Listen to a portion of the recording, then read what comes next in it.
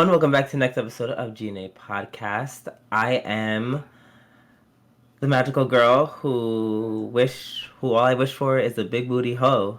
Drooby-doo. And I am the number one magical girl in Kamihama City, Sobroni. And today, we have a brand new season starting off. Yes, I'm glad we picked this same exact thing. And as I said, I was like, I knew he's gonna pick this too because it's easy. This was an easy one. Yeah, easy names, easy titles for easy episodes, and like I said before, this is a G&A podcast where we talk about all things anime. Let's start off with this week in anime, our first segment, and for my news, So according to AnimeNewsNetwork.com, Dojin Circle releases book documenting a Hong Kong protest at Comiket 97. Now, I'm not gonna lie, when I saw this, I was like, oh my god, have you degenerates finally crossed the line? Have we literally just made porn about the Hong Kong protesters? Yeah. I wouldn't be surprised, to be honest. I would. Rule 34 on the Hong Kong protest. Oh, no, that's not the case. Basically, it's a doujin that documents of. I think was this made by Hong Kong, by people from Hong Kong. Excuse me, guys. If you didn't catch Saturday's stream, Drew's dying. Yeah, my throat is shot. It is much better than Saturday, but it's still pretty rough. Anywho, I mean, it has a Japanese name, the Muyubyosho Byoto. So I don't think it was a Japanese. I don't think it's a Chinese circle. I think it's just a Japanese group. Yeah. It looks anime as fuck though. Yeah, I'm just saying because when they talk about, when they get a little excerpt, it says the Hong Kong extradition bill sparked the protests and the wide-scale violence in its aftermath has continued at length. This doujin documents our battle, the battle of the Hong Kongers. Hong Kongers sounds dope. I'd watch an anime about the Hong Kong protests. I think that'd be like a good setup. Yeah, like I mean that's actually dope. Like this is such a dope way of like, what's conveying relevant current events. I was going to say propaganda, but that sounds like I'm trying to trash it. Yeah, this is a great propaganda. Exactly. It sounds like I'm trying to trash it. Yeah, opinions of Drew do not reflect G&A podcast. I do not mean propaganda at all. But you know what I mean. It's stuff to, it's stuff that they can use to shed light on what's happening. It's like it's a good marketing tool. Yes, I'm trying to say it in a way. I mean, obviously, and it does work. It works. Yeah, without going too political, I'm just saying, like, removing my personal politics, I'm just saying it's an effective way so that people see your cause. Do you understand what I'm saying? Yeah, and it works because I know, for me personally, if I'm into a manga, like how many times in high school, and even now, when I watch an anime or something, and I'm just like, yo, Drew, I'm going to pick up fucking playing Go, or remember when K-On! Was airing and I wanted to get a guitar and shit? Like, I'm so easily swayed. I called you stupid because I was like, you're not getting a fucking. And I never did. And if I read this and it was good enough, I'd be like, yo, I'm gonna play in the Hong Kong. I'm about to help with the cause. You're not doing that either, No. But I think this is a very cool way of like getting a message out. Yes, it is very current. Yes, good on y'all for that. My bit of news is relevant to actually FGO, somewhat. This was announced during the New Year stream for FGO though. Today's menu with the Emiya family is getting a Switch game in spring 2020. So for all the games, all the variety of genres that the Fate franchise can fall into, fighting games, action adventure game, RPG. Like, how dope would an RPG, a Holy Grail War RPG game be? Nope, we're getting a fucking cooking game, son. That's what we're getting. And this is where I'm supposed to be upset. It's so Nasu. This is the what kind of game do you want to make about the Fate's Day Night? Cooking. It's just cooking. This is very on brand for him. It's very on brand. And I hope we get a dancing game next, like the Persona dancing games. Oh my But god! that'd be amazing. All the tracks, all like the fucking dancing, the Unlimited Blade Works as Medusa or some shit. Please. Exactly. Oh my god. Do it. I want to see Emiya bust a move. You're clearly not giving us, actual games. So Yes. at least make us enjoy these games. Yeah, if this is the route we're taking, we got to go all the way with it. All right. Exactly. And that's all that is. So shall we go into the review? Yes, let's go into our weekly reviews. Oni, top us off. All right. First off, we're starting off with the brand new season. We have Magia Record Maho Shoujo Madoka Magica Gaiden, episode 1. So, as Oni has said before, and as he put it so eloquently, I feel like, yeah, this feels like such a natural continuation to Madoka. Like, especially like in terms of like the art style, but more so like they have like a whole new, how you say, plot.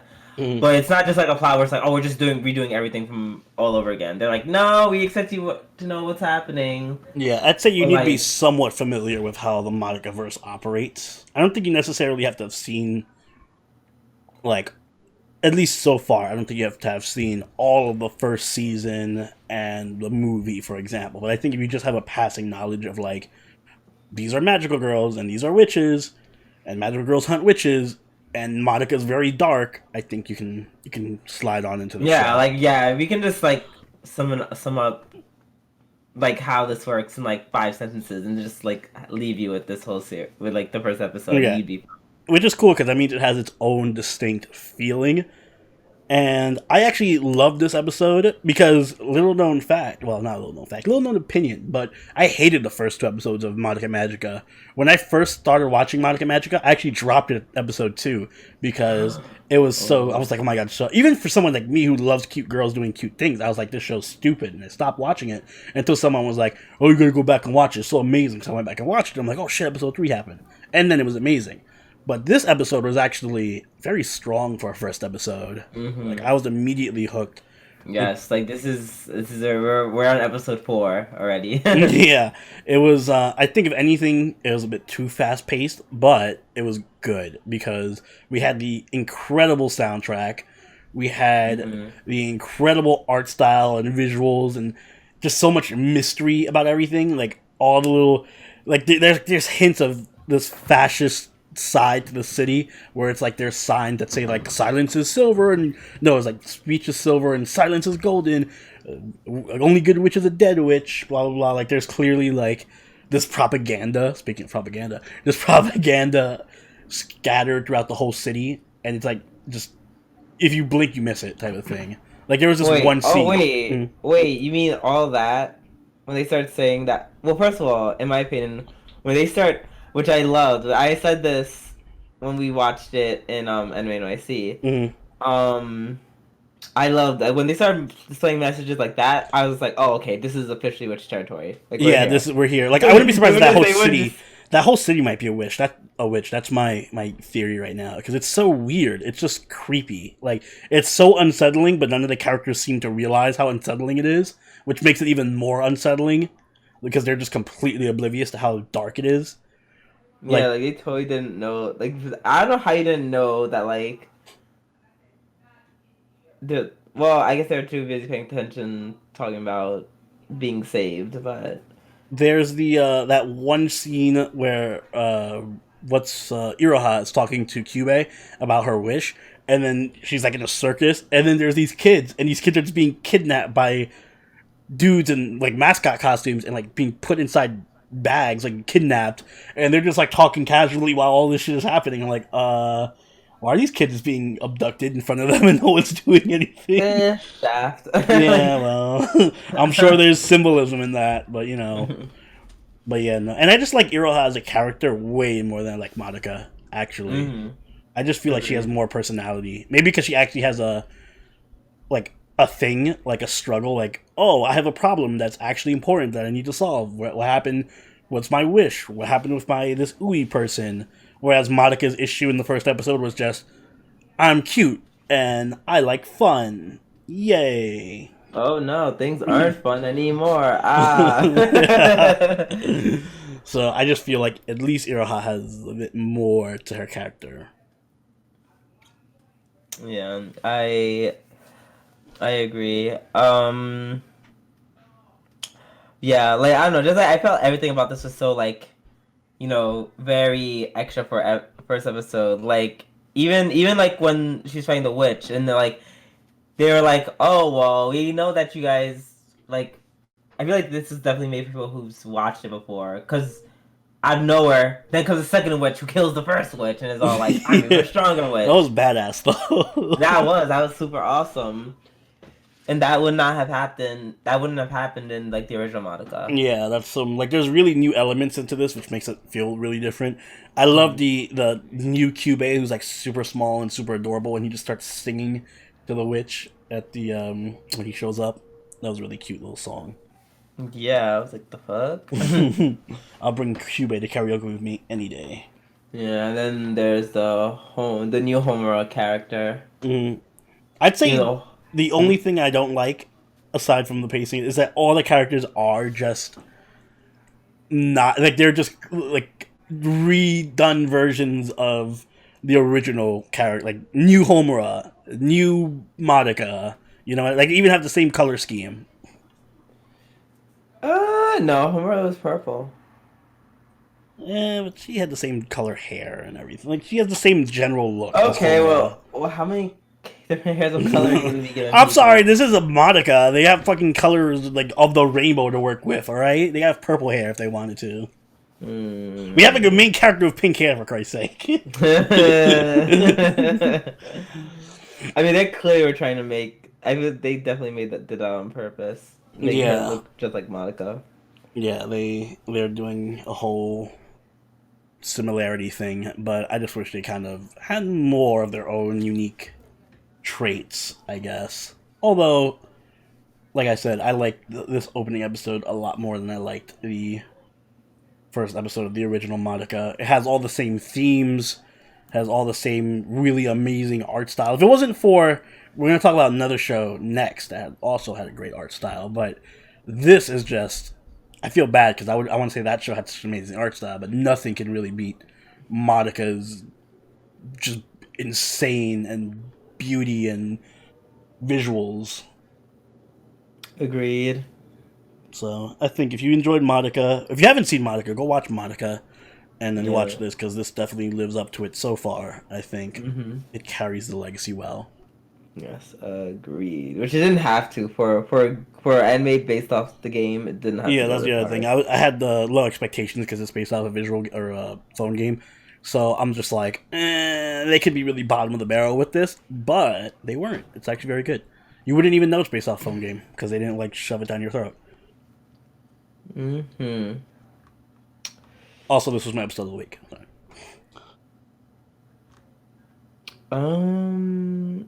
Okay. Cool. Not yours. Oh, okay. No. Now let's move on to Eizouken niwa te wo dasuna. It was the hands off my something club.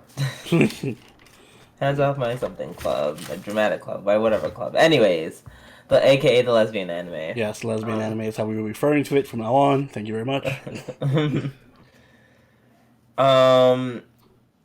Which, as I was watching, again, it's one of the things I did love about this episode so much. Once again, I love that this is one of the very, very, very, very, very, very few anime where they're just straight up just like, okay, let's just draw these girls like,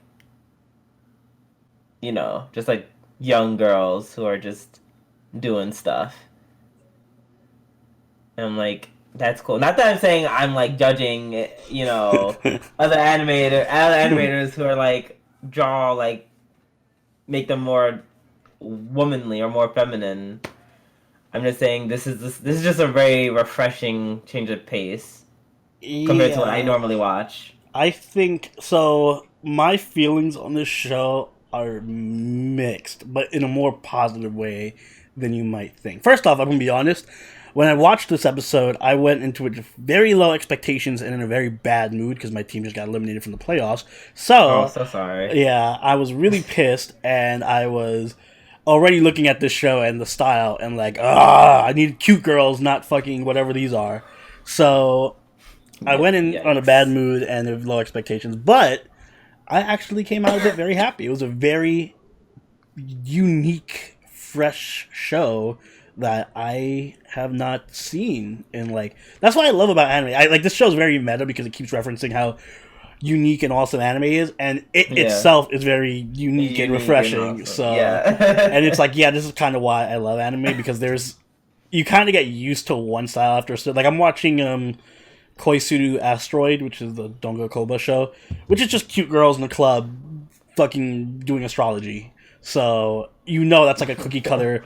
Just put cute Oh girls my in a god. club, and they Oh all. my god. That makes me want to die. So yeah, it's the type of show Drew would kill himself with. So and it's just like super cute and like it's easy to see like oh this is the standard for anime, but then you go out and you watch something like this and you see how different and unique things can be with anime, like how outside the box it can be, and I like that. Yeah. Yeah, this is it just felt like a really it felt like a really fun adventure. Plus the characters are And great too. characters are great. Yo, what's her name? Kunamori Yeah. is my soul animal. Like Yeah. that's really who I strive to be. Like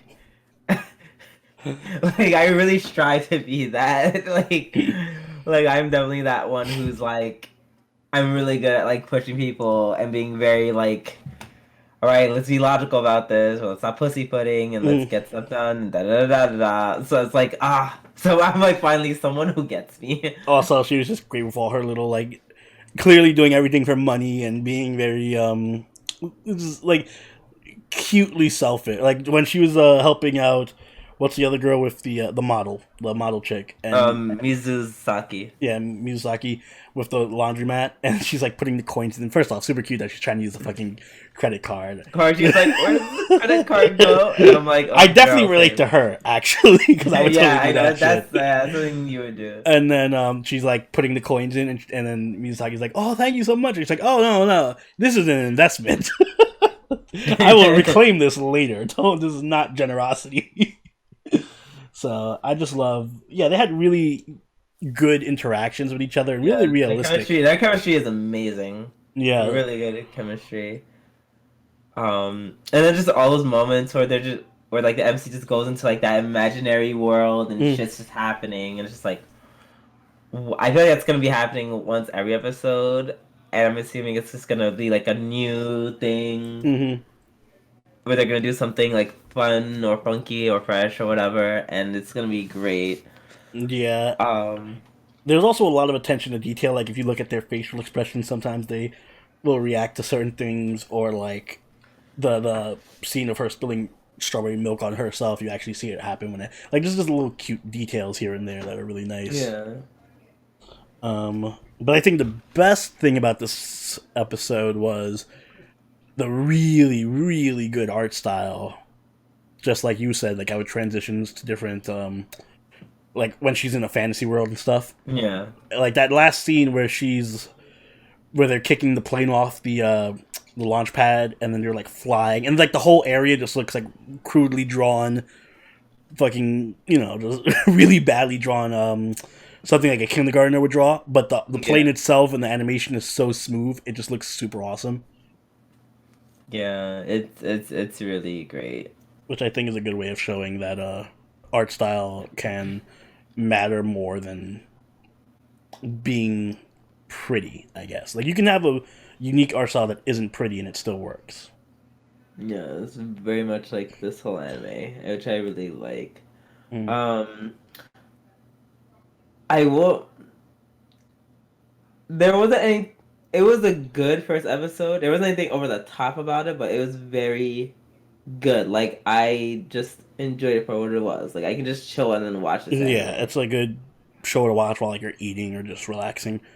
Yeah. My complaint with this episode is it wasn't really funny. It's listed as a comedy, Yeah, but it I noticed wasn't that like too. funny. You know what I mean? Yeah, they were just kind of yeah. There wasn't like comedy. Like they were just It's more slice like of life. It's just yes, more slice of life than if anything. I would say I agree.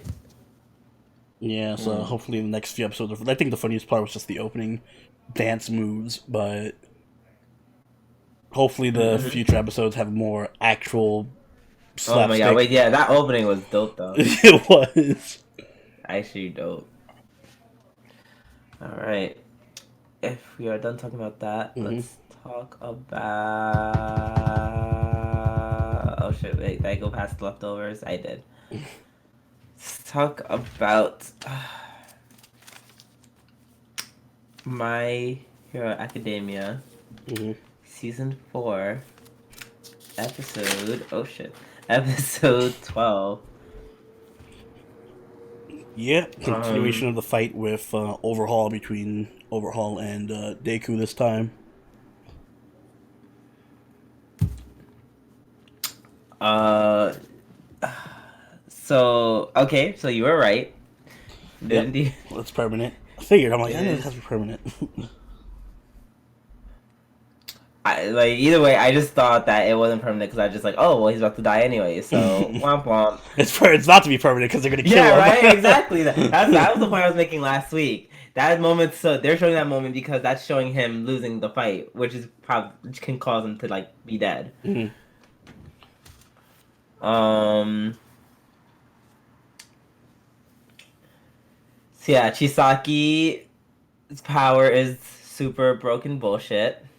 Yeah, it's kind of Like really it's a broken bullshit. yeah, Really. it's a bit much. Like In a world where everyone's powers are kind of balanced in some way, like there's drawbacks to them.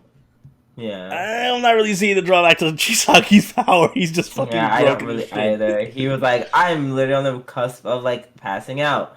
Wait, to gain my energy back, let me re- take myself and take this person apart and put myself back together with him. Hmm.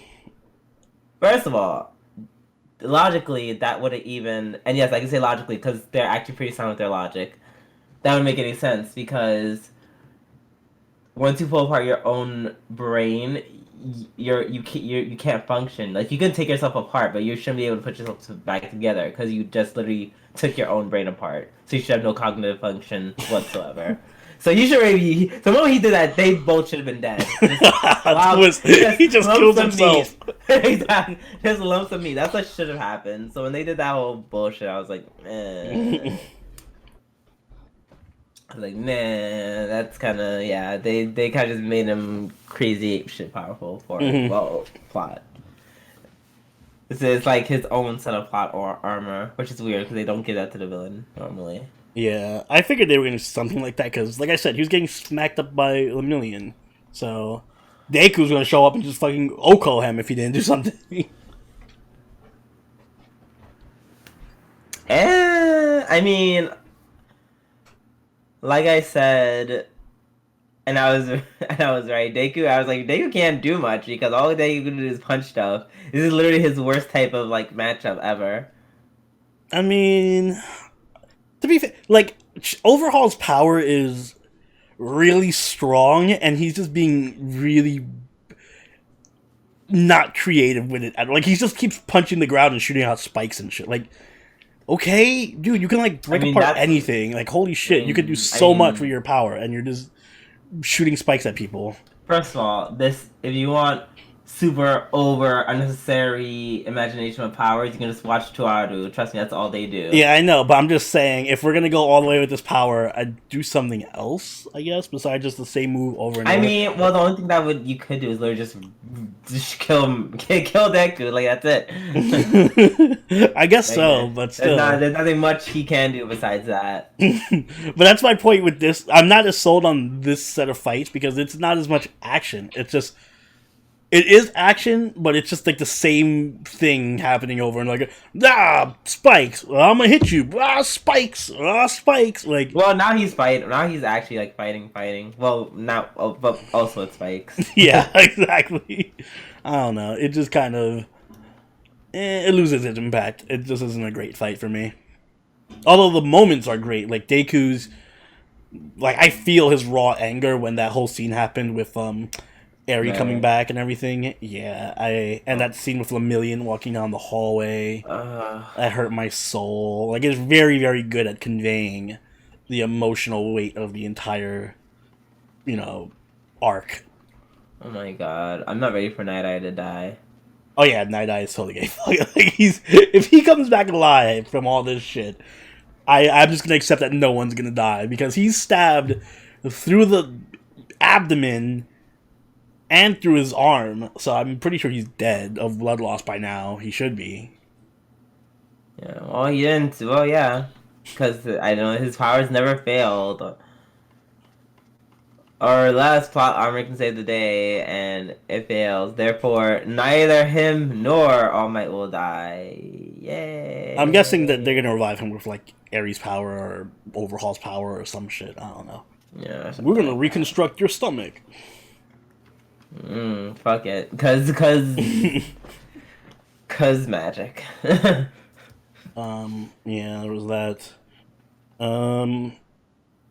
I'm not a big fan of how it ended with the rest of the group just punching through the wall. Lady Dragon just funked. Yeah, Lady Dragon, and I think Ochako and Saru were there.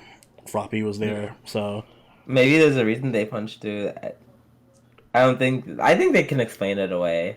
I mean, I don't even care that they punch through. I'm just showing that the fact that they show up kind of like it kind of watered down Deku's moment because Deku's getting ready to like power himself up and be like, no, I'm gonna protect Area, and then kind of felt anticlimactic that they just show up like, we're here now. As I said from last week, Deku wasn't really gonna do shit. Like I knew he could do shit though. Like he was literally giving his whole speech about I'm gonna save you, and if you don't want to be saved, and blah blah blah blah, and building up to this big moment where he was gonna do something, and this became super anticlimactic because 3 heroes just showed up like, yo, wait.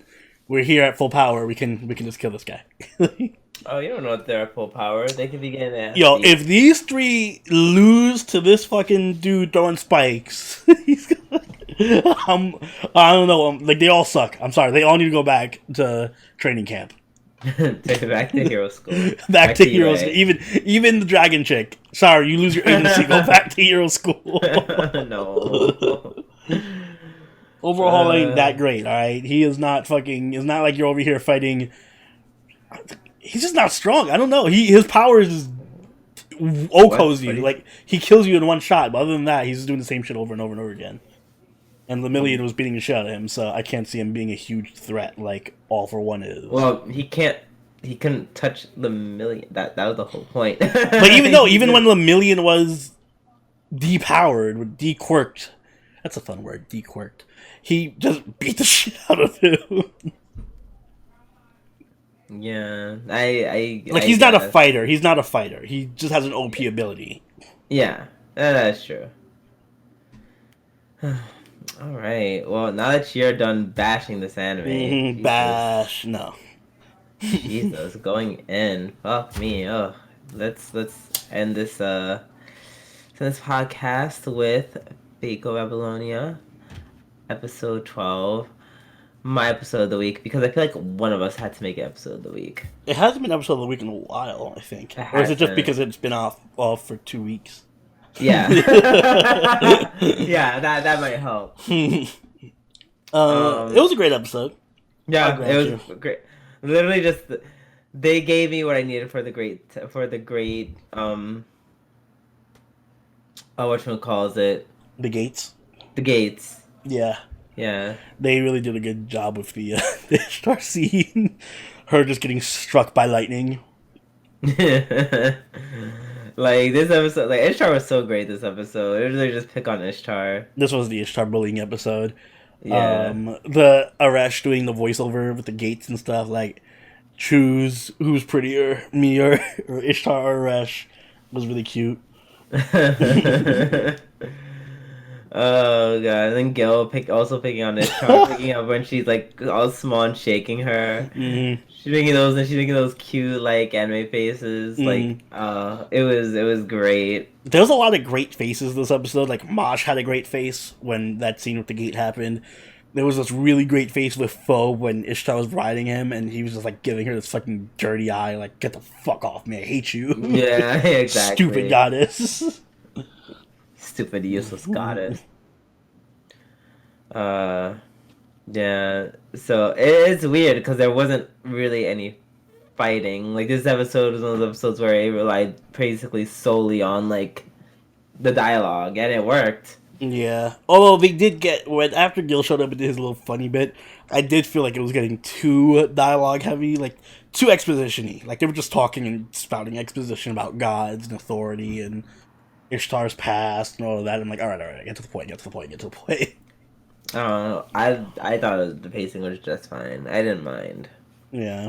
Because what they could have done is, which I was kind of hoping they would. At first, I was mad, but then I was like, actually, I'm glad they didn't do. Mm-hmm. Was like stop by every gate. No, yeah, you're right. At first I was like, they should do that, but then I was like, oh no, that would take way too long. It's just the same joke over and over and over again, you know. Yeah, So- more or less. So I'm just like, you could do it like once or twice. This and that'd be isn't fine. this isn't Kimono Michi. We can't have the same joke 7 times in an episode. Oh my god, triggered.